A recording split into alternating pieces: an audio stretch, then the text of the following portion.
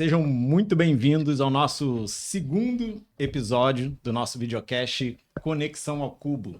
Depois do nosso primeiro episódio, alguns amigos, perguntam por que Conexão ao Cubo, Leandro? É porque aqui nessa mesa sempre estará quem vos fala, aqui ao meu lado a minha amiga Silvana Almeida e sempre um convidado com muita autoridade para falar sobre o tema que a gente está trazendo. E antes de eu falar sobre o tema, eu quero deixar aqui um recado, aquele pedido clássico, né, Silvana? Exatamente. Deixa seu comentário, curte o nosso vídeo, se inscreve no nosso canal. Vamos lá, vamos contribuir aí para levar essa informação, propagar essa informação para quem precisa dela, que a gente sempre vai trazer pessoas aqui, como eu disse, com muita autoridade para falar sobre os temas que a gente está trazendo. E o tema de hoje é um tema que está ganhando cada vez mais relevância na sociedade, cada vez mais importância. É um tema que fala sobre a geração prateada. Os números falam por si só. Hoje, a gente já tem aí quase 20% da população que representam a geração prateada. A gente está falando aí de participação em trilhões na economia global. Isso é muito importante, isso é muito relevante. A gente está percebendo alguns movimentos importantes acontecendo e por isso que a gente está trazendo esse tema. Eu vou deixar uma frase aqui de Peter Drucker, que é considerado aí um mestre aí da administração moderna. Importante. E é curioso, né, que a gente está falando de administração moderna, abre aspas, né? O maior recurso desperdiçado no mundo é a experiência dos profissionais mais velhos, fecha aspas. E com essa frase, com esses dados, com esse número, Silvana, quem é o nosso convidado? Então, hoje nós temos um convidado muito especial, Leandro. Uma lenda, uma das lendas da geração prateada. Então, hoje nós temos Fernando Posch, que eu preciso ler um pouquinho sobre a questão dele, abrir um bullet points aqui para poder falar um pouquinho do que o Fernando faz, que é bastante coisa, né? Então, Fernando, seja bem-vindo. Fernando, que é estrategista de marketing, da economia prateada, inovações para a longevidade, advisor, investidor de startups, né, Leandro? Muito importante, mentor em negócios exponenciais e transição de carreira, CEO da Senior Tech, da Senior Tech, da Ventures e da Senior Hub. Então, bem-vindo, Fernando, ao nosso Conexão ao Cubo. É um prazer imenso estar aqui com você e a gente está muito feliz por você ter aceitado o nosso convite. Seja bem-vindo, Fernando. E dentro disso, a gente queria conhecer um pouquinho do Fernando, né? A gente queria entender um pouquinho da trajetória, né? A questão, como que o Fernando saiu, né, do ponto A para o ponto B, resumindo um pouquinho da sua trajetória. Como que o Fernando chegou até aqui? A gente quer conhecer um pouquinho do Fernando. Legal, pessoal. Primeiro, muito obrigado, né? Eu estou muito encantado por estar aqui. E uma coisa interessante, Silvana e Leandro, né? Quando as pessoas perguntam de mim, falam de mim, né? Puxa, qual é a principal qualificação assim do Fernando? Cara, é um cara super disponível. Chama, ele vai. Mas as pessoas não sabem que essa disponibilidade é diretamente proporcional à minha vontade de aprender. Então, eu tenho certeza que eu vou sair maior do que eu entrei aqui, né? A minha ânsia de conhecimento é muito grande. Então, eu falei, cara, eu vou estar lá primeiro. Nosso, né, Leandro? Primeiro eu vou estar lá, né, Leandro e Silvana, para bater um papo sobre conexão ao cubo, né? O nome por si só, né? Lembrando, pessoal, eu fiz psicologia na faculdade, depois eu fui fazer filosofia, então eu estudei com os grandes filósofos, eu estudei em Paris, né? E depois eu fui fazer comunicação na USP. Mas qual é a minha trajetória, né? Por que eu sou tão apaixonado por esse tema da economia prateada? O que é interessante? Foi um clique, né? Por que você de repente entra nessas coisas, né? É uma jornada. E eu gosto muito de fazer a seguinte comparação. Se eu perguntar para as pessoas quando eu dou palestra ou eu dou um curso, todos nós terminamos o curso, da Board Academy. Uhum. Aí a gente pergunta, agora que você terminou esse curso, o que você vai fazer? Aí nós vamos falar, não, com este curso agora eu vou entrar numa startup, ou vou entrar num conselho, aí eu dou um passo, depois eu faço isso, eu faço aquilo. Aí olha que interessante, né? Para frente, o mundo é muito planejado. Aí eu pergunto assim, como é que você chegou aqui? É um caos. Você olha para trás, aí eu vim andando na rua, tropecei, quase que eu morri, uma pessoa me segurou na mão, me puxou, era uma mulher linda, a gente se abraçou, me apaixonei, casei, e vai embora. Então, é sempre não linear. Então, essa questão, né, que é o acaso da vida, é maravilhoso. Então, eu sou de uma família de 9 pessoas, olha que barato. Oh. Né? Da mesma mãe, do mesmo pai, né? Então, vivia embolado, nasci na zona norte do Rio de Janeiro. E dentro dessa confusão, eu sempre fui aquele que eu sempre fui muito crítico, né? Aquela pessoa que quando a mãe ia na escola, a diretora falava assim para a secretária: quem é que está chegando aí? Aí a diretora falava assim: é a mãe daquele. Né? Então, eu só não me amarrava porque eu não podia.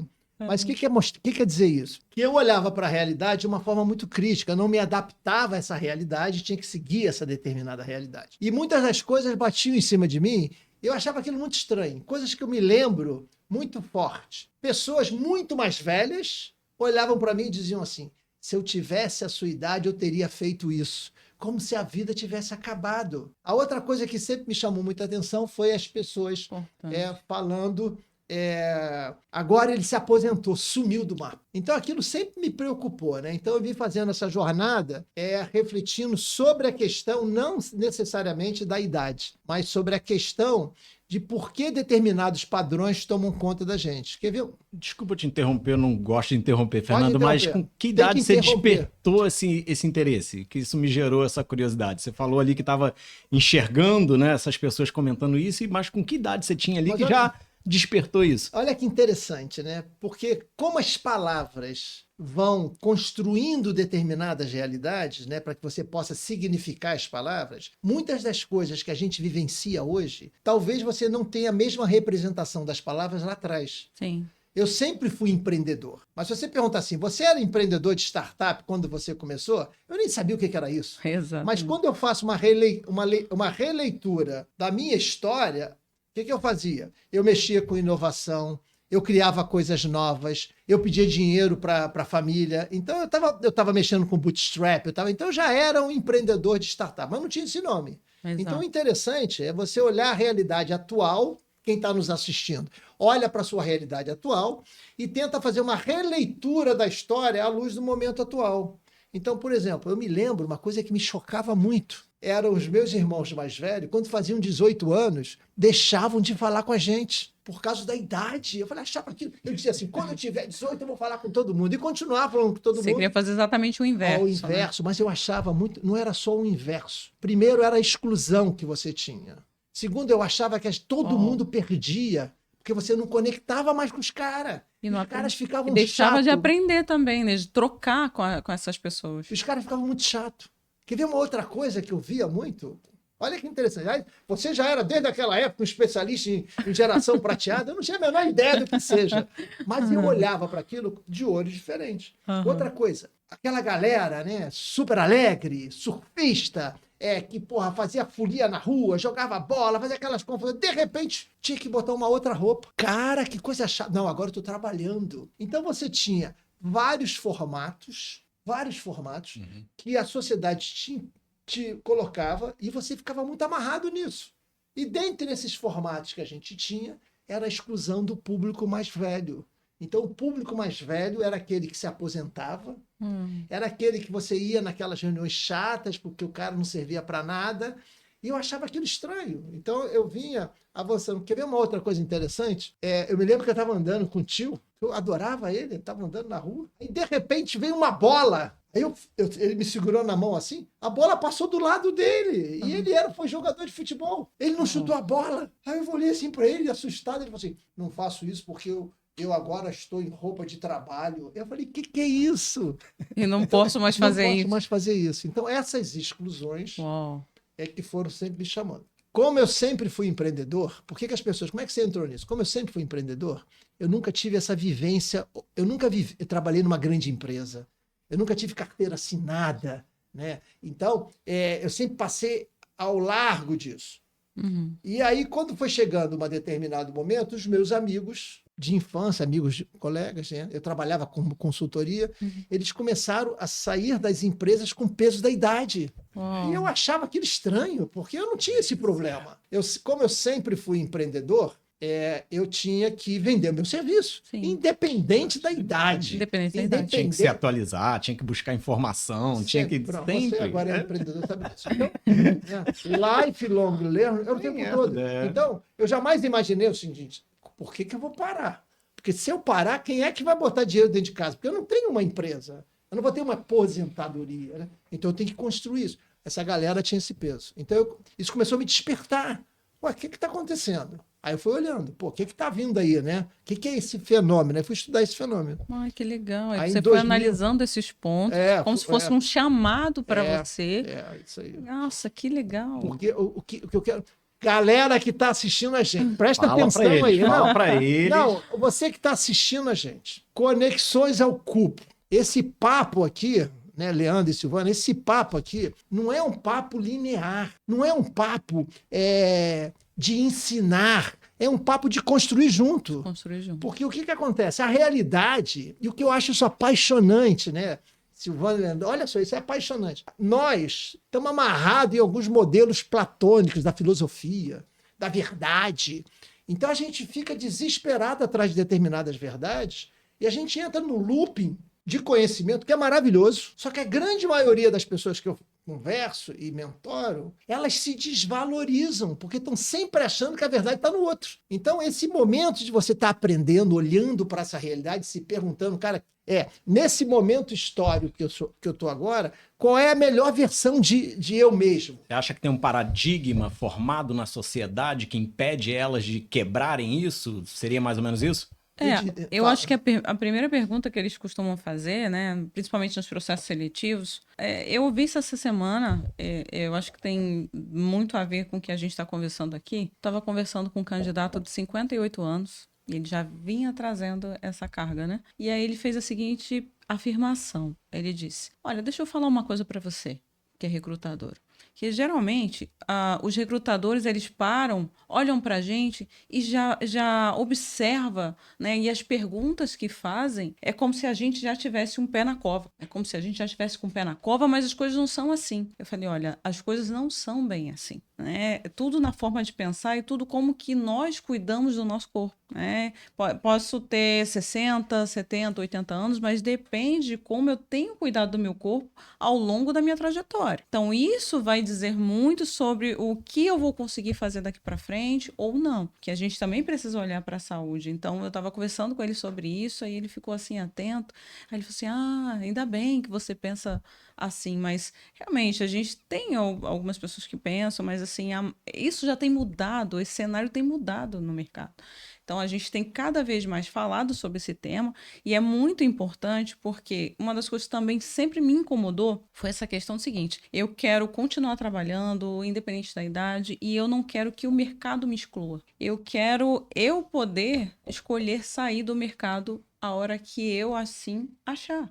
Então, para isso, eu preciso investir, buscar inovação, aprender e trocar. E não ficar carregando todo esse cenário aí do que a sociedade, esses paradigmas, os que os nossos antepassados vinham falando, né, afirmando aí ao longo desse tempo.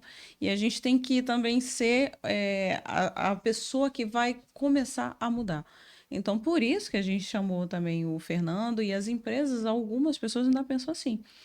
Mas isso já tem mudado muito. Já tem mudado muito. Hein, Silvana, o que é interessante, não, legal no que você está colocando. Sim. O que é interessante, né, no que você trouxe, dentro desse contexto, né, que é o tema do nosso encontro, economia prateada. Exato. Na verdade, a gente está falando, né, das pessoas prateadas. Pessoas prateadas. A galera geração prateada. E aí a geração prateada, as pessoas falam assim para mim, pô, Fernando, você é preconceituoso. Eu falei, por quê? Pô, eu sou careca. Eu falei, tudo bem, cara. Aí eu falo assim, cara... Tinha pensado nisso não, Fernando. Pô, meu irmão, vamos botar a barba branca, serve. Vamos botar todo mundo aí dentro do seguinte contexto. Uma reflexão metodológica, né? Você faz um corte metodológico. Vamos pegar 50 a mais aí. Ah, mas eu tenho 49,5. Não, eu pego 50 a mais até porque Oxford coloca a economia prateada, toda a riqueza gerada do ou com o público 50 a mais. Então, essa aqui é a que a gente está chamando aí da geração prateada. Uhum. A outra coisa interessante, que eu acho que vale a pena a gente refletir, é esse bate-papo aqui. Eu acho maravilhoso o podcast. O que ele lembra a gente? quem está assistindo, né? Assim, sexta-feira, pô, pega um vinho, né? E olha aqui no meio, aqui tem uma fogueira, né? A gente está sentado em volta de uma fogueira, batendo um bate-papo. Quando eu fui para o Amapá e fiquei com os índios, né? Lá, a geração mais jovem, eles querem ser uma geração mais velha, porque vão ser os anciões da tribo e vão ter direito à voz. Então, há uma valorização muito grande dessa galera. Se você pega hoje uma discussão, né? Eu fiz aquele debate quando eu lancei o Senior Hub, vou explicar depois o que é o Senior Hub. Eu botei o tema do nosso debate foi futuros. Olha que coisa legal, galera. Quem está assistindo pode até anotar. Ó, futuros ancestrais. É o nome de um livro. Sim. Futuros ancestrais. O que ele traz? A ancestralidade com a sua riqueza e conhecimento, como impacta a vivência de hoje. Então, o conhecimento, a experiência, a vivência, não tem prazo de validade. Não vai ter um prazo de validade. Agora, a grande pergunta que a gente tem que se fazer apesar de tudo que a gente fala, e você é uma pessoa de RH, a maior dificuldade é a mudança de atitude. Exato. Como é que você muda o seu mindset? E aí eu faço aquela seguinte pergunta, né? O que você vê quando vê alguma coisa? Então, o que você vê quando você vê alguma coisa, né? Quem está nos assistindo, todos nós aqui. Por que essa pergunta ela é importante? Porque você só vê alguma coisa através da sua formação simbólica, sua representação simbólica. E aí isso significa o seguinte, eu nasci na Zona Norte, eu vejo uma realidade que quem nasceu na Zona Sul não vê. O cara do Polo Norte, ele vê 6 maneiras de branco lá, porque tudo é branco. Exato. Eu vou chegar, vou ver uma só. Então, o que a gente vê quando a gente vê alguma coisa? Isso é super interessante. A outra questão super legal sobre esse tema que a gente está falando, todos nós, é um tema... Qual é a relevância dele, né? É relevante por causa da economia, então é uma oportunidade que as pessoas não estão ainda atacando ela, mas ela tem uma importância existencial. Por que é uma importância existencial? Porque quem está assistindo a gente e quem está aqui sentado, nós todos, há uma palavrinha que mata, e essa palavra não está solta, está dentro de nós, que é o etarismo. É o preconceito contra a idade. Quer seja para os mais jovens ou para os mais velhos. Mas vamos pegar a galera mais velha, você exclui essa galera. E não é que a sociedade só exclui. A crueldade disso é que isso está dentro de nós. Você, né? Exatamente. Eu diariamente me pego em posição etária e falo, caraca, Fernando, acorda, rapaz, o que é isso? Né? Porque você, de repente, você está tão habituado a esse hábito de excluir aquele cara que não está dentro do seu mindset. Então, quem está assistindo, todo mundo aqui na sala também, vamos fazer o exercício. Esse professor vai falar, vamos fazer você aí, fecha os olhos, todo mundo fechando os olhos, não fica com você está com o olho aberto, fecha o olho, todo mundo fechando, pode fechar o olho. Eu vou falar algumas palavras e tenta você conversar com o seu coração e o que elas representam. Vocês estão de olho aberto, hein? Fecha o olho vocês também. Pode falar, Fernando. Vamos lá, vou falar. Pode falar. Velho, qual é a imagem que vem? Idoso, qual é a imagem que vem? Exato. Sênior, qual é a imagem que vem? Maduro, mais vivido e assim vai. Então é interessante que pode abrir os olhos. Quando eu faço isso com as pessoas rabiscando, desenhando, velho, vem o cara de bengala, vem o cara do estacionamento. Então, a partir dependendo das categorias que eu estou usando, eu já estou excluindo as pessoas. Eu acho que o cara não é capaz.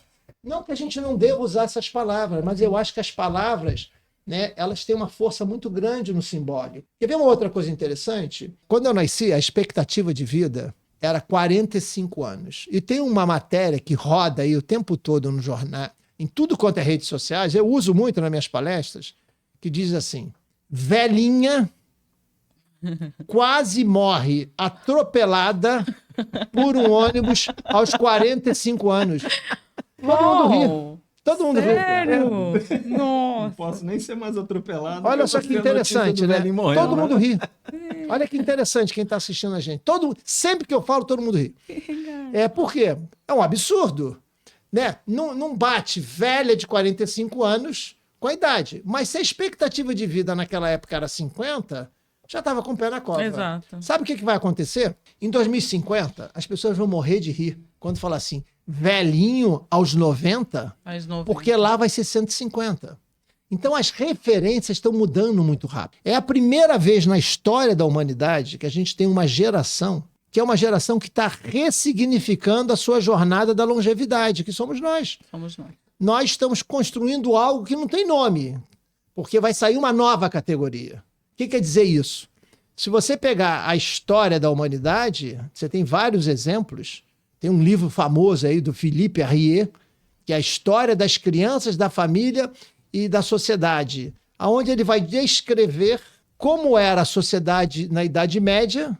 E uma coisa que vocês vão começar a reparar, quando eu falar, quem esteve visitando a Europa, o Museu do Louvre, quando você anda no Louvre, você vai ver várias pinturas que você não vê a criança, você vê um adulto menor. Porque a categoria criança não existia. Essa criança ediepienizada pelo Freud não existia. Uhum. Quando você tem a Revolução Industrial, que você tem, o que a gente vê, né? O famoso movimento lulista. O movimento lulista que surge na Inglaterra é aquela galera que ia nas fábricas quebrar a máquina porque estava matando os teares, né? Sim.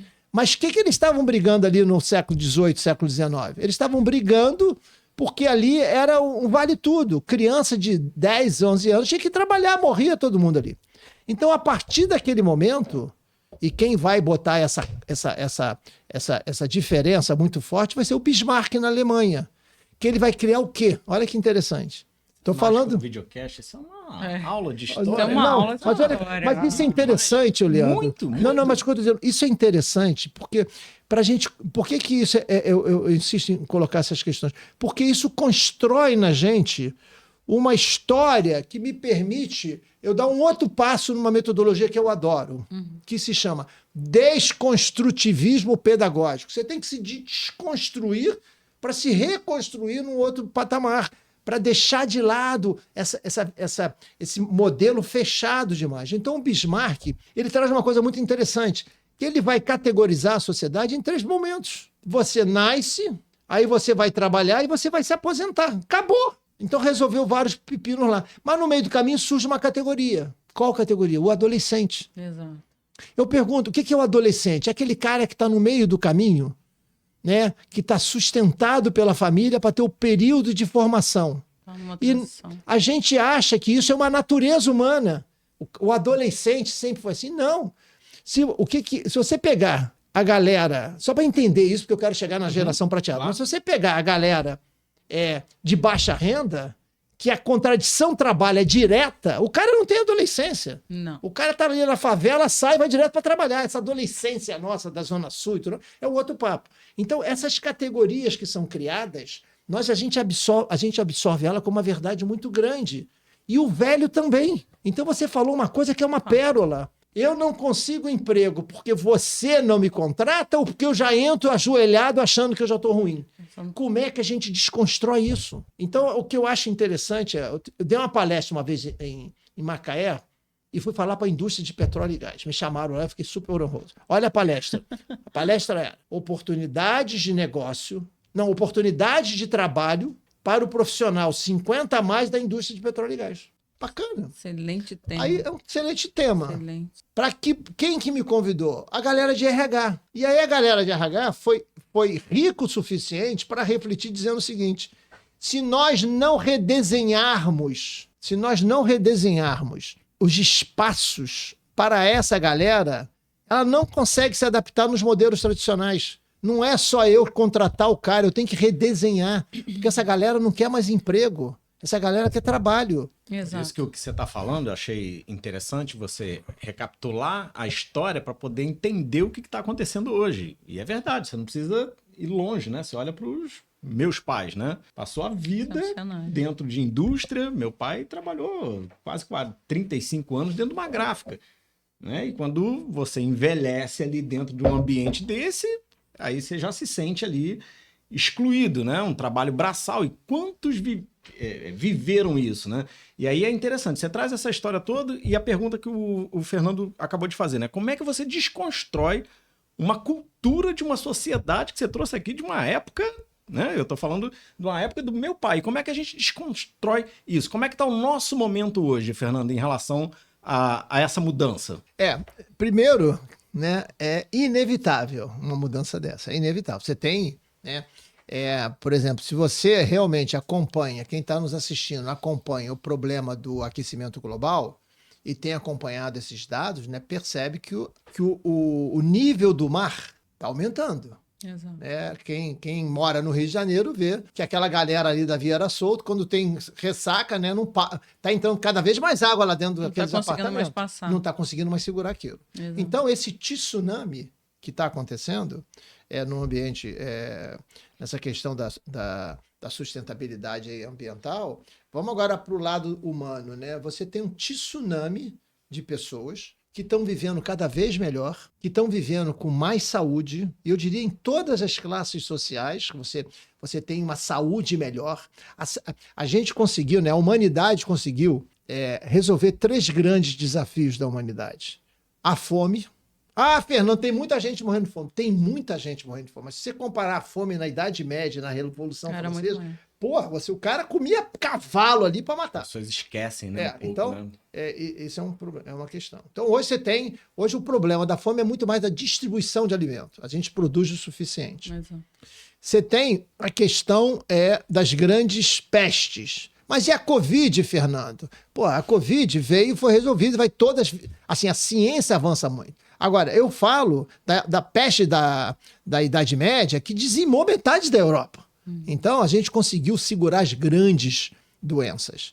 E, por último, as guerras. Então, você dizimava metade da Idade Média em guerra. Então, você consegue segurar isso. Uma outra coisa interessante, para quem está nos assistindo, eu estava pesquisando bastante sobre isso, e é o seguinte, o ser humano, por natureza, olha que coisa interessante, por natureza, considera sempre o presente pior do que o passado. A gente sempre acha que o passado era melhor do que o presente. Há uma justificativa, né? Porque se você acha que o presente é melhor do que o passado, né? Você sempre carrega uma culpa. Ai, meu Deus, nunca serviu, nada serviu. Então a gente sempre acha que o passado é melhor do que o presente. Quando você pega estatisticamente números do século XX, a gente melhorou muito. Em todos os sentidos que você possa imaginar, é impressionante. O que melhorou é impressionante. Por que isso é importante? É porque tudo isso impactou em quê? Na longevidade. As pessoas estão vivendo cada vez mais. A minha filha, né, que tem 25 anos, vai conseguir viver 100, 150 e mais. Porque é um outro paradigma, é outro tipo de mundo, é outro tipo de questões. Então, esse tsunami de pessoas que vão viver cada vez mais é uma realidade em todos os sentidos. Olha que eu ainda não estou falando, porque eu sei que o Leandro vai querer me perguntar sobre, Fernando, como é que é o impacto da inteligência artificial nisso? É uma coisa, capítulo à parte. É importantíssimo. É um capítulo à parte. Mas o que eu queria só fechar esse raciocínio para passar para vocês é o seguinte, nós estamos vivendo num momento histórico que cada um de nós deve perguntar o seguinte, olha que eu não conheço quem está assistindo, mas eu tenho certeza, nem vou olhar para vocês aí, mas eu tenho certeza que você que está assistindo a gente acorda todo dia de manhã, olha para o espelho e diz assim, eu estou bem melhor do que a idade que eu tenho. Esse descompasso entre a idade cronológica e a idade biológica é uma realidade de pleno século XXI. Meu pai não se sentia assim. Né? Minha avó não se sentia assim. Ela se sentia na idade que tinha velha. Ela se sentia na idade que tinha, naquele momento, o que ela podia ou não fazer. Hoje não. Hoje não tem uma pessoa que não ache que está muito bem. A outra questão, que é uma outra realidade nossa, não tem uma pessoa que não sinta na pele o etarismo. Eu estava outro dia selecionando, batendo um papo com uma pessoa para selecionar, e ela me falou, não, outro dia eu fui entrar, eu me formei mais tarde, olha os absurdos das palavras, eu me formei mais tarde, e aí eu fui excluída de uma seleção porque eu tinha 28 anos. Eu me senti velho, assim, passei o tempo, meu tempo passou. Né? Por quê? Porque ela fez comunicação, a galera de comunicação toda com 22, 23 se formou, já foi pro mercado, ela foi mais tarde. Então ela sentiu esse peso nas costas. O que tem ali? Primeiro a questão da idade. Caraca, a régua tá lá embaixo. A segunda coisa maravilhosa, que eu acho que o Leandro colocou na fala dele inicial. Olha que dificuldade, né? Por isso que quem está nos assistindo, e nós aqui, né? Olha a dificuldade que a gente tem para lidar com esse momento histórico. Essa pessoa, né, que eu acabei de falar, agora deixa eu dar o exemplo da minha filha, a Luana, né? A Luana é minha filhota, manda muito no pai, né? Mas tudo bem. Ela tem 25 anos, se formou. Sempre manda. Né? Mas olha que interessante. Ela tem 25 anos, se formou em arquitetura e urbanismo na UFRJ. Então, no início desse ano, a gente foi lá Ela terminou o curso. O que a gente foi para formatura. Formatura. Né?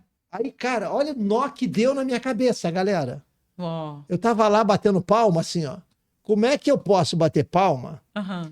achar que a minha filha está formada? Jamais vai estar formada, mas a gente ainda usa essa palavra. A gente ainda usa O muito. cara por tá sinal. formado. Aí eu falei, cara. Não tá, não, formado, não tá. Bom, E, Pra quê? não, e o mais interessante, as pesquisas mostram que daqui a 5 anos, 40% do que ela aprendeu está obsoleto. exatamente. Então, olha como é que é difícil você trabalhar com esse momento histórico. Então, eu vou fechar esse momento da minha fala e estou levando uma canelada aqui no final. De forma É, alguma. ó, mas vou fechar esse momento da minha fala para quem está nos assistindo brincar. Brinca com essa frase que eu vou colocar agora. Para você também, Leandro, para você também, Exato. Silvana. Olha só. Nós estamos vivendo uma era de mudança ou uma mudança de era? Caramba, Fernando, precisava exagerar, cara. Ó, Você tá tomando um vinho aí, vai, pergunta para você mesmo. É. Vivemos uma mudança de era ou uma era de mudança? Olha que interessante. Uma era de mudança é inovações incrementais. Eu melhoro aqui, faço um remendozinho ali, vou tocando a vida. Uma mudança de era é questão de paradigma. Eu trago aqui quem? O famoso Thomas Kuhn. Então, o que é uma mudança de era? Só para a gente entender. O mundo antes de Copérnico e depois de Copérnico são dois mundos completamente diferentes. Você já imaginou você ter vivido a vida inteira achando que o Sol roda em volta da Terra? E de repente vai, porra, não é nada disso, ô maluco. É a Terra que gira lá. Isso impactou na crença da religião, impactou em várias coisas, abriu portas para o Renascimento e depois vai abrir a porta para o Iluminismo. Mudou tudo. Você já imaginou o que era o mundo antes de Gutenberg? Que você tinha os papistas, o conhecimento era dominado pela religião, que congelou o mundo na Idade Média. O mundo não cresceu naquela bendita Idade Média, porque tudo estava amarrado. Quando você consegue abrir o conhecimento, você quebra com o poder da religião e você revoluciona tudo. Então, mudou o mundo. Então, nós vivemos numa mudança de era, vai ser outra coisa, é outro paradigma, por isso que é tão difícil. Se você que está assistindo está se sentindo confuso, meio doidão, não é só você não, é todo mundo, cara. Todo mundo assim. Mas é bom abrir os olhos, né? De você aí que está em casa, não poderia a gente trazer alguém melhor, né, Silvana? Para Exatamente. contextualizar tão bem para falar de um tema de geração prateada e pegar toda a história aí de geração. Muito bom. E assim, dentro desse contexto, quais são os principais desafios ou o principal desafio que a geração prateada enfrenta e qual seria, Fernanda, essa mudança de chave nos dias atuais, nesse momento? Porque é aquilo que você falou, o etarismo, ele tá para todo mundo, né? Independente da idade, né? É errado você pensar que o etarismo só tá para quem tá nos 50 mais, 60 mais.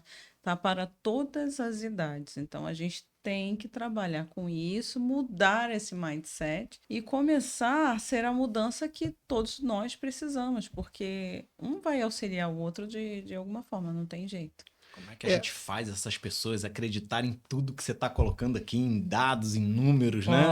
Quais são esses desafios? Galera, que elas isso vai ser no próximo capítulo. Não faz com eles, não. Cliquem aí. Se quer saber, trata Pô, de... essa é boa, hein? Trata de... Se não clicar, não falo. Não falo. Não Se falo. tiver comentário, aí se a tiver gente fala. comentando, a gente vai. Exatamente. Manda as perguntas, né, que ele responde depois. O que é interessante, né, Leandro? E eu me preocupo muito com isso. Como é que se dá a mudança, né, das coisas? Como é que se muda?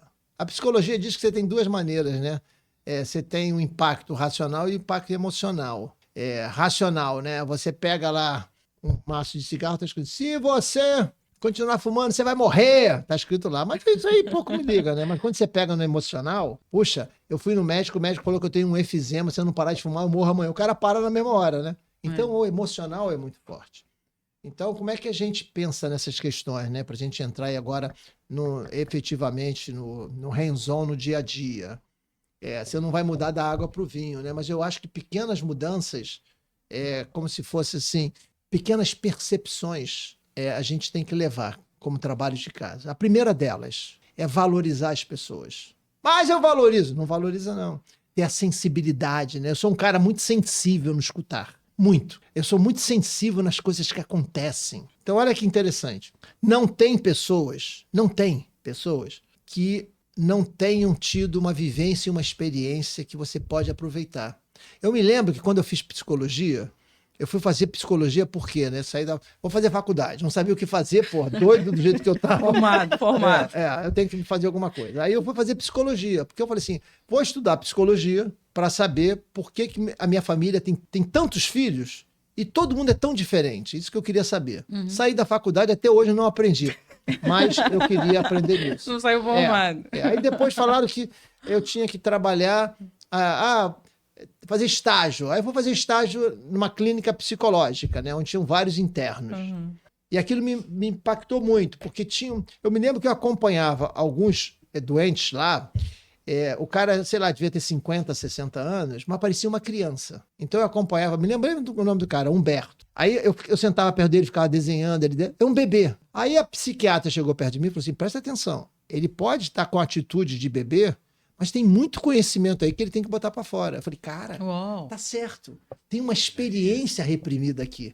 Então eu tenho que levar isso em consideração. Então o que a gente tem que levar em consideração é que não existe pessoa que fez uma jornada de vida e que vai continuar na sua jornada de vida, que tem experiência e vivência. E a gente tem que valorizar. Me dê um exemplo. Legal. Eu acabei de reformar meu orquidário, você já teve na minha casa, eu sou um colecionador de orquídea, hoje eu tenho meu orquidário.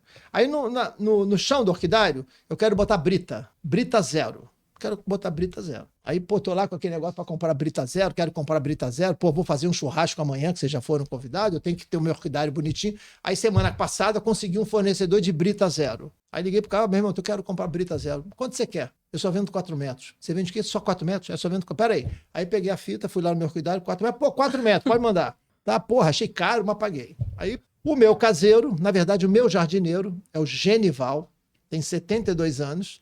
Aí tá lá comigo já 6 anos, a gente se diverte. Aí chegou o Genival. E aí, seu Fernando, eu falei, Genival, é o seguinte, amanhã vai chegar aí, o cara vai entregar uma brita, pede para ele botar na calçada, eu vou chegar, o Genival chega às 8, né? Então eu vou chegar aí na casa amanhã às 8h30, tá bom. Quanto é que o senhor comprou? Eu comprei 4 metros. O senhor comprou meio caminhão? Eu falei, como é que eu comprei meio caminhão? Como assim meio caminhão? O senhor comprou 4 metros quadrados, meio caminhão? É brita pra cacete. Olha que interessante, como é que ele sabe? E eu não sei. Porque ele trabalhou a vida inteira mexendo concreto. Aí o cara falou assim, seu Fernando, o cara veio aqui, mas ele ficou com pressa, botou essa brita na rua. Falei, caraca! Aí eu corri lá, parei, pegamos cada um uma pá. Olha que eu sou bom de pá, tá? Mas olha que interessante, o que eu quero chamar a atenção? Olha que interessante. A facilidade dele de botar a brita em cima da calçada era 10 vezes mais rápido que a minha. Numa facilidade, ele tinha um jeito. Né? Quem faz natação sabe disso. Você pode nadar pra cacete, mas se você não tiver o jeito... O cara tinha todo jeito, eu não tinha jeito nenhum. Então, ali tem um conhecimento guardado e não valorizado. Né? Então, é isso que a gente tem que olhar, essa sensibilidade que a gente tem que estar olhando para as pessoas. A segunda questão é como você se valoriza, o pouco que você faz, o que você tem. E a terceira questão, como é que eu saio dessa, Fernando? Tá bom, eu olhei no espelho e falei assim, porra, eu sou fodão, eu sei que eu tenho coisa, mas como é que eu saio dessa? Na sociedade atual. E aí, galera... Presta atenção aí que está assistindo a gente, né? Não tem coisa melhor do que um podcast, Conexão ao Cubo, esse espaço nosso. Porque o que esse espaço está fazendo? O que a gente está proporcionando a todo mundo aqui? Qual é a principal mensagem de um espaço desse que tem que crescer e vai crescer? Criar comunidade. E é a comunidade que sustenta a gente. É o senso de pertencimento. É a vontade de colaborar. Então, nessa vida que a gente vive hoje... que a gente muda a sociedade. Você tem que ter comunidade. Sem comunidade, você não vai avançar. Então, comunidade é para tudo. É a comunidade que vai te levar, é a comunidade que vai abrir você para debate. Comunidade não é uma novidade. Não. Né? Por exemplo, eu tive uma pessoa que trabalhou lá com a gente, era alcoólatra. Um cara maravilhoso, garoto lindo, bacana, super bacana. Eu tive que fazer algumas mudanças lá, né? Porque você imagina um cara trabalhar na minha casa, o nome dele era Fernando, não pode... Ele saiu de lá chamado Francisco, mas tudo bem. Até hoje. Até hoje Chico. Aí todo mundo chama ele de Chico. Oi, Chico, tudo bem? Mas o cara bebia muito, o garoto novo bebia muito. foi fazer parte daquela comunidade dos alcoólatras anônimos? Sim, sim. Ali você conversa, você se apoia, né? Então, quando você abre isso para a sociedade digital do século XXI, a força está nas comunidades. Então, quando você tem a sua jornada de longevidade que a gente tem, o que é a longevidade, né? Quem assiste a gente, só para guardar. A gente, hoje, no Brasil, nós representamos 28% da população dos brasileiros e brasileiras. Nós somos, segundo o IBGE, 213 milhões de brasileiros e brasileiras. Cara, é 58 milhões de brasileiros e brasileiras. Somos hoje 28%. E só para deixar claro, você fala de que idade? 50 a mais? 50 a mais. 50 a mais. Estou falando de 50 a mais. Sim. Em 2060, nós teremos mais gente 60 a mais do que pessoas de 0 a 18 anos. Sim, então, a gente vive nesse momento um fenômeno que tem 3 grandes variáveis. Quando repete esse número aí, que eu acho que é importante. Fala para o pessoal, que eu acho que tem gente que não sabe disso, acho que não estão enxergando isso. Então, pessoal, vamos lá fazer o dever de casa? Vai, por favor, pega o papel e vamos anotar. Isso, é importante. Olha que interessante, né? Olha que interessante, né? Como é que a gente vai trazendo, né, diversas coisas que a gente carrega dentro da vida e que a gente vai se adaptando, todos nós, né? Se eu falasse assim, nesse momento, para minha filha, pega o papel, né? Que papel, pai? Porque é tudo digital, né? Então eu sou de. Eu sou celular. Celular. E não é ruim você usar papel, né? A gente está se misturando, cada um aprende, né? Essa intergeracionalidade faz parte da vida, né? Então, hoje, quando você. O que aconteceu? Com o censo de 2022, em 2022 foi feito o censo, que não foi feito antes, adiou o censo por causa da pandemia e tudo mais. Então, o IBGE fez o censo de 2022. E aí tem um demógrafo, guardem esse nome, esse cara é fantástico, já esteve na Casa das Orquídeas, eu sou fã dele, eu sigo ele. José Eustáquio. É um dos maiores demógrafos que, quando precisa falar sobre a questão do censo, é ele que vai dar entrevista. Então, hoje, nós temos, né, 58 milhões de brasileiros e brasileiras acima de 50 a mais. Segundo o IBGE, essa galera tem na mão, meu jardineiro, eu, minha esposa, todo mundo 50 a mais. Se juntar essa riqueza de todo mundo aí, vai dar 2 trilhões de reais. Aí, quando você entrevista esse pessoal, olha que interessante, quando você entrevista esse pessoal, olha que absurdo, quando você entrevista esse pessoal, quando eu sou entrevistado, sim, eu tenho que me incluir. Se inclui, Fernando, que papo é esse que é o outro? Sou eu também. Então, quando eu me incluo, nós somos entrevistados, eu digo assim, eu me sinto invisível. As pessoas não olham para mim, eu não me sinto representado em nenhuma propaganda. Eu não vejo produtos e serviços direcionados para mim. Eu quero gastar o meu dinheiro. Aonde está produto? Não tem. Você tem uma miopia. Se você pegar toda essa população e todo esse mercado, as pessoas não olham para essa população, que é um absurdo. Por quê? Porque em cada canto que você olhar, você vai ver um cara 50 a mais, que é um cara que, pelo olhar da sociedade, a gente tende a excluir, e não, a sociedade somos nós, a gente exclui essas pessoas, a gente não sabe tratar essas pessoas. Fernando, é um absurdo. Posso dar um exemplo? Sim. Então tá, você já fez o seu clique aí no nosso... Isso aí, exemplo, só depois que comentar, curtir, se inscrever no canal, aí tem exemplo, senão não dá não, Fernando. Se você que está assistindo, olha que história interessante. Quando a minha filha nasceu, a Luana, ela nasceu no ano de 2000. Ano de 2000. Estava ali a bolha da internet, estava começando. Aí nós resolvemos fazer o quartinho do bebê. E não tem uma mãe que não faça um quartinho do bebê. Vai abrir internet, vai abrir revista, vai abrir isso, vai olhar como é que faz o melhor quartinho do bebê. Aí nós fizemos o melhor quartinho do bebê. Aí a arquiteta veio, chamamos uma arquiteta para ajudar. Aí eu falei, não, esse chão aqui não tá legal. Mas qual é o problema do meu chão? Pô, acabei de fazer a porra da reforma da casa. Não pode. Vamos botar aqui um acolchoado, emborrachado, porque se a criança cair pode se machucar. Pô, legal, morri numa grana, mas botamos lá. Daqui a pouco, tudo pronto, esse abajur não serve. Como não serve? Eu vim dos Estados Unidos agora, cara. Não, a lâmpada dói, é muito forte para a criança. Então tem que trocar um abajur. Mas você vai botar o bercinho aqui na janela? Pode inventar. Eu recebi todas as informações necessárias para ter o melhor quartinho do bebê. Para quê? Para que o meu bebê pudesse crescer de uma forma saudável, com cuidado necessário. Aí chegou na adolescência. Tem que mexer no quarto. Aí fomos lá, fizemos uma reforma, já não pode ser cama solteira, tem que ser cama de casal, tem que ajeitar isso, tem que ajeitar. Mudei o quarto. Agora, ela foi morar fora, 1 ano, né? E o meu filho, o Breno, tem que falar dele, senão ele briga com ele. Oi, Breno, tudo bem? Estamos falando dos dois, né? E a minha esposa, a maravilhosa. Quando chegar em casa. Exato. Mas a esposa eu vou contar no outro capítulo. Aí o Breno faz medicina, está estudando medicina na UF. Então a gente alugou o apartamento dele para ele tá morando lá em Niterói com os amigos dele. O que aconteceu? Eu estou vivendo o que nesse momento histórico? Tem várias pessoas que estão vivendo isso. Eu estou vivendo o famoso ninho vazio. Ninho vazio. Pô, legal. Eu quero ter uma longevidade com segurança. Eu quero, da mesma forma que eu olhei para minha filha para não se machucar, eu quero, nesse momento, ter uma longevidade com segurança. Então eu vou na internet, vou procurar os arquitetos que olhem para minha casa e falam, olha, para a idade que você tem e as necessidades que você vai fazer, vamos adaptar a sua casa dessa forma, né? Eu não quero escorregar lá na cozinha para quebrar o pé, eu não quero deixar coisas arrebentadas.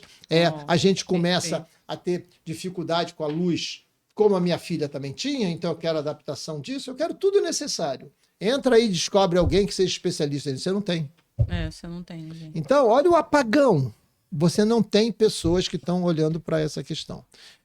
Pouquíssimas pessoas que estão olhando para isso. Hoje está começando agora, né, um movimento do que a gente chama de construções voltadas para o público 50+. Então está virando um boom, porque tem uma idiosincrasia, uma necessidade para esse público, como teve para adolescentes, como teve para as crianças, só que aqui está esquecido.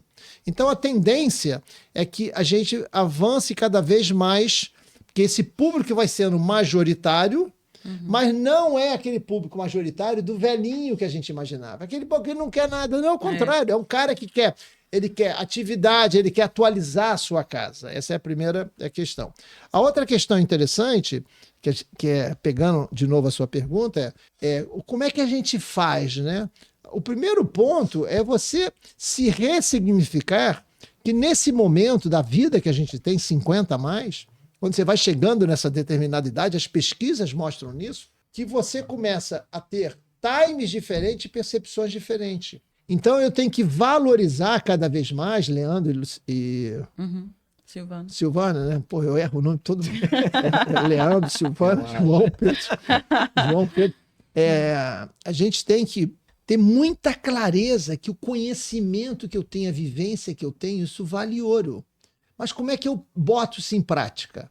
Eu boto isso em prática, quer seja nas comunidades, discutindo nas comunidades, eu boto isso em prática, quer seja assumindo o meu lugar de fala, enquanto sênior, né? Então eu assumo o meu lugar de fala, eu boto isso em prática, redesenhando uma série de atividades que acontecem. Então, eu acho que isso que a gente tem que trabalhar. Para finalizar, a gente já está indo, infelizmente, está indo aqui para o final. Vai ter que trazer o Fernando de novo. Vai ter que trazer daqui a pouco o Fernando de novo. Temos outros temas. Mas para finalizar, que eu tenho certeza que você tem um momento mágico. Você teria um momento mágico aqui para compartilhar conosco? E também uma dica para o público 50, 60+, de como está virando essa chave nos dias atuais e como ter um olhar diferente dentro disso tudo que você expôs pra gente. Então, qual seria esse teu momento mágico? Peguei a pena. São tantos, né? Olha que interessante, né? Só para dar alguns exemplos. Quando eu dou palestra, 2 coisas acontecem. Sempre que eu estou falando em palestra, 2 coisas me chamam a atenção. Quando eu termino de falar, a primeira pergunta que aparece, qual é? Sempre isso surge. Acabei de falar, falei na Rio Innovation Week, dei palestra. Alguém levanta a mão e fala assim, Fernando, eu nunca tinha pensado nisso. Muitas das pessoas que estão nos assistindo vão dizer assim, cara, eu nunca tinha pensado na geração prateada. Eu sou geração prateada, nunca tinha pensado. Eu nunca tinha pensado nessa questão, é uma questão nova. Eu estava conversando com um grande executivo da área da saúde, um cara maravilhoso, CEO de uma dessas grandes companhias de saúde. Ele me disse assim, interessante esse papo com você, Porque eu sou uma geração prateada. Eu sou um cara ativo. A minha filha fala, pô, pai, tu é um cara apesar da idade. Aí o papai falou assim, por que apesar da idade, né? Sempre você é super ativo e tal. E ele falou, pô, eu nunca tinha parado para pensar. E quando eu parei para pensar, Fernando, eu comecei a ver outras coisas. Falei, não sou só eu, são vários. Sim. E quanto que eu também sou preconceituoso. Que eu não estava valorizando. Então, a partir do momento que você tem a consciência essa é a grande chave. Que mensagem você me daria? A partir do momento que você tem a consciência, os freudianos, né, os psicanalistas vão dizer, isso foi seu insight. Cara, agora eu percebi. Antes eu não conseguia perceber. Então, esse é a grande mensagem que eu daria. E quais são os meus momentos mágicos, né? Eu tenho um momento mágico maravilhoso, que é o seguinte, uma vez um amigo me chamou para ajudar ele na casa dele, lá ele tinha um negócio, eu fui ajudá-lo, era o Carlinhos Jesus. Aí eu fui ajudar o Carlinhos Jesus lá, tentar ajudar a administrar a casa dele e tal. E lá você tem que aprender a dançar.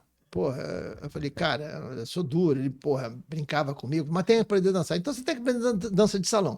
Então eu comecei a aprender dança de salão, e aí você vai nos bailes. Você vai nos bailinhos, tal, isso é maravilhoso, tal. Aí você chega nos bailes lá de dança de salão, qualquer dança de salão, você vai nos bailes, e aí você vai lá e fica parado, aí você vê uma pessoa para dançar, vamos dançar? A regra é que todo mundo dança com todo mundo, para todo mundo aprender. Exato. Então eu chegava lá, fui lá, e sempre ia nos bailinhos e tal, e uma vez eu fui no bailinho e fiquei apaixonado por um pé. Falei, caramba, que pé lindo, o pé pulava para cá, pulava para lá, aí eu olhei para a canela, olhei para o joelho, olhei para a bunda, olhei para a barriga, olhei para o peito, olhei para a cara, fiquei apaixonado. Eu tinha 42 anos, fiquei apaixonado. Falei, caraca! Eu era um carioca, né, que morava sozinho, tinha dinheiro e tal. Fiquei apaixonado. Aí, 8 meses depois, eu casei. Aí, um ano depois nasceu a Luana, nasceu o Breno, eu sou casado 26 anos. Mas olha que interessante.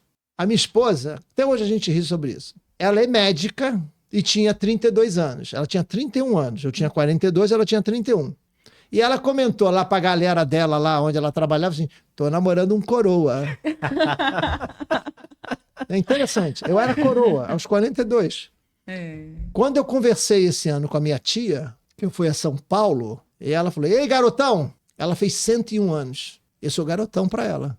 Então, né, qual é a referência que a gente está usando, né? Então, isso é interessante que quem está nos assistindo quebre com a questão da referência, né? A idade não nos representa. Perfeito. E eu deveria, né, usar cada vez mais esses conhecimentos para poder avançar. Então, a primeira coisa que as pessoas falam é, nunca pensei nisso, e terminando a minha fala, qual é a segunda coisa que elas gostam de fazer? Olha que coisa interessante. Vocês vão falar, mas é isso mesmo, mas olha como é que eu interpreto. A grande maioria vem tirar foto comigo. Como se eu fosse importante. Não! Eles se sentem empoderados. Cara, Fernando, vem cá. É o lugar de fala, né? É o lugar de fala. Então, quem está me assistindo, né, se sinta empoderado. Né? E a gente não vai mudar o mundo sozinho, a gente muda em comunidade. E o que eu faço? Eu convido você. Né? Vem visitar o nosso site. Né? Eu sou CEO de um projeto de inovação. Eu invisto nas startups. Estou investindo em startups, que são aquelas empresas para crescer. Uhum. E sabe o que essas empresas falam para a gente? Que eu tenho 90 investidores lá. A grande maioria é a galera 50 a mais, que acaba me ajudando, fazendo mentoria das startups, sendo um advisor e entrando para ser conselheiro consultivo. As startups dizem assim, cara, ser mentorados por vocês é muito bom, encurta caminho. Olha o quanto que a experiência e a vivência são importantes. Então, estamos terminando por aqui esse bate-papo maravilhoso com o Fernando. Fernando, muito obrigado. Eu espero que vocês tenham aproveitado, anotado, né? Fernando deixou várias dicas aqui. Tem empresário perdendo dinheiro na mesa, né? A gente deixou aqui números, dados que mostram uma tendência aí, já é uma realidade, não é nem tendência, já é uma realidade. Então você que está aí pensando que não consegue vender, o meu produto não vende, o meu serviço não emplaca, aquela famosa frase, vamos pensar fora da caixa que tem espaço, né? Vamos buscar conhecimento. Então, um dos conhecimentos aqui que a gente está produzindo aqui com esse fantástico Fernando aí que nos agraciou aí com a tua presença, assistam o podcast, curte, comenta, compartilha, aquele grupo do WhatsApp do trabalho, né, Fernando? Joga para todo mundo, quando tá dirigindo, engarrafamento do Rio de Janeiro, né? Compartilha Coloca com a para assistir, que tem família. muito conteúdo aqui de qualidade para vocês. Muito obrigada, pessoal, e até o próximo episódio. Obrigado. Tchau.